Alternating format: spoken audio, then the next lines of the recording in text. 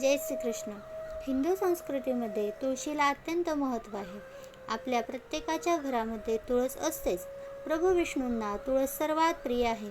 देवाला नैवेद्य दाखवताना किंवा जल अर्पित करताना त्यामध्ये तुळशीचे पान ठेवणे आवश्यक आहे. तांब्याच्या लोट्यामध्ये एक तुळशीचे पान घालून ठेवावे. तांब्या आणि तुळस हे पाणी शुद्ध करते.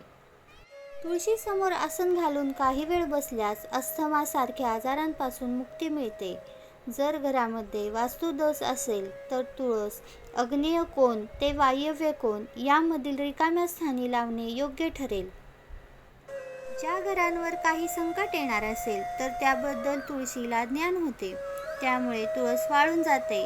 आपण कितीही जपत असू तरी अशा वेळेस तुळस वाळते. तुम्हाला माहीत आहे का, तुळशीजवळ काही वस्तू ठेवल्यास त्याचे वाईट परिणाम होतात.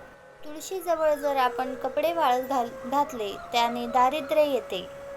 तुळशीच्या रोपाजवळ अस्वच्छता ठेवू नये, त्याने धनहानी होते.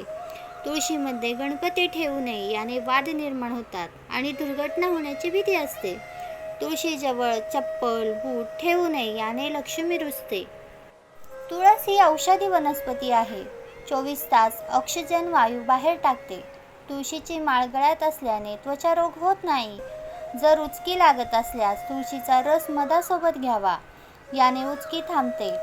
जर आपल्याला भूक लागत नसेल तर तुळशीच्या पानांचा रस रोज घ्यावा. सर्दी खोकला झाल्यास तुळशीचा काढा घ्यावा. पूजा करताना खालील नावे घ्यावीत: वृंदा, वृंदावनी, विश्वपूजिता, विश्वपावनी, पुष्पसारा, नंदिनी, तुलसी, कृष्णजीवनी.